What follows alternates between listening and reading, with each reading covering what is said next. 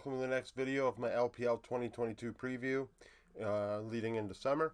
We're covering Weibo Gaming in this video. Weibo is a team that I definitely, have some positive thoughts about. I think Juan Feng is a very good player. I think maybe one of the top 10 80 carries in the world, to be honest with you. He's pretty damn good. Really, this team is solid in all five roles, and I think they, kind of faltered in the end, obviously, finishing sixth place, going 11-5, going into the playoffs. Their academy team, 16-6, went fifth out of 24 teams. This team I could see winning if the Shy gets, back in form and SFM picks it up a bit. I think this team can be really good. The Shy 2.06 KDA, he definitely died a lot this past split. There were games where he just completely, it felt like he was inting. He got top gapped a few times and would then top gap other opponents. Like it was really something to watch. 8.21 CS per minute, he's a very solid top laner. Farms well, has a wide champion pool, 11 out of 39 games, 54%, so he's more of a split pusher.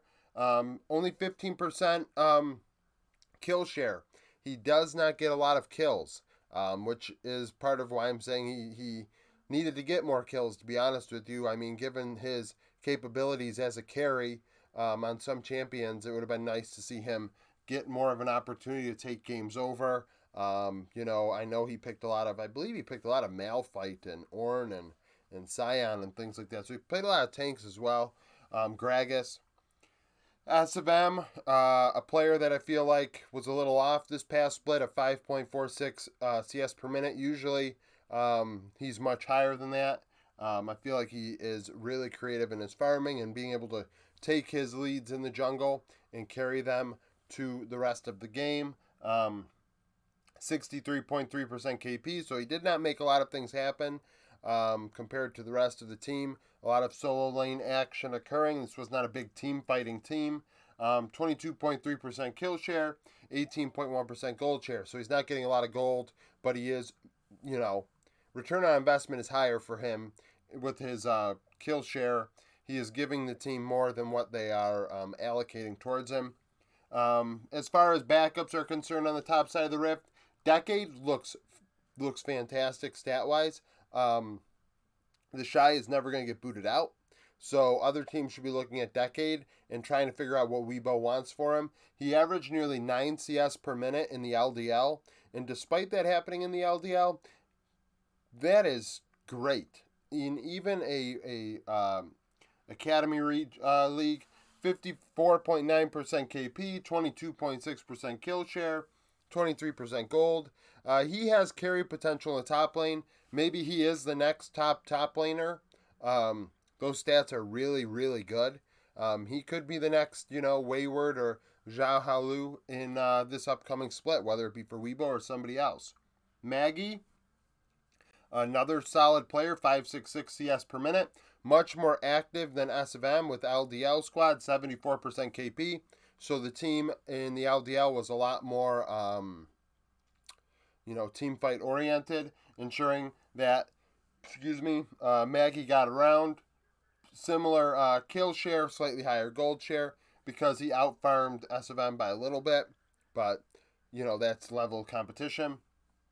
8 out of 37 champion pool. Angel and mid, Angel solid numbers, 8.72 CS per minute. Obviously, the closer to 9, the better in mid. Anything above 9 is just, extra. 6.52 KDA, he was great. 69% KP, nearly 25% kill share. He was a very different than Yagao because he has over 4 or 5% higher kill share. More carry-oriented mid laner. Obviously, with the Shy not getting a lot of kills, Angel was cleaning up.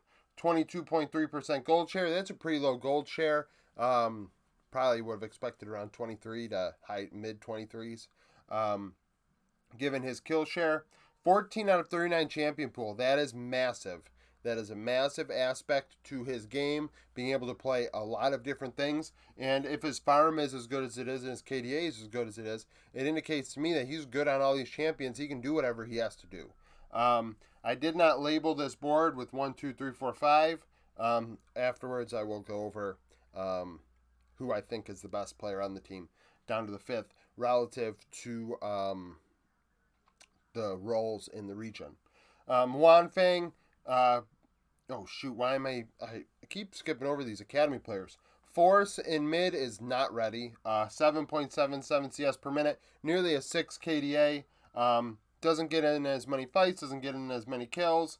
8 out of 37. I mean, Angel's got no pressure. He's fine where he is. Force is not going to force the issue. Pun. Wanfeng. So you see down here, 3 80 carries and 4 supports in the system. Wanfeng, 10.47 CS per minute. Anything above 10 is great. 10.47, that might be the most across all 4 major regions without me actually looking into it. That is incredible. I think Wanfeng is really, really, really good. 4.8 KDA, 64% KP, 33% kill share. He is the carry. He is the one that gets fed the gold and CS. 6 out of 39 champion pool. You'd like him to play more champions. But that CS per minute is absolutely disgusting. Shark below him, 966 CS per minute. Doesn't get in as many fights. 28% kill share. 24% gold share. Shark and Assume split time. Assume gotten to as many fights. Didn't farm quite as well. But had similar impact on the team. So they have a few options. In the bot lane, I don't really see a way that this team's starting 5 really needs to be improved. So, like, moving a player for a backup really doesn't make a lot of sense. Maybe if you want a backup mid laner, I guess, if you want to improve over Force, you could look to move Shark or Assume. But otherwise, I mean, I wouldn't really be too worried about it. In bot lane, they had On and Sword Art, On being the starter. 2.26, 64.2, and played 10 champions. Sword Art deserves better, whether that means moving him somewhere else, allowing him to start on another team.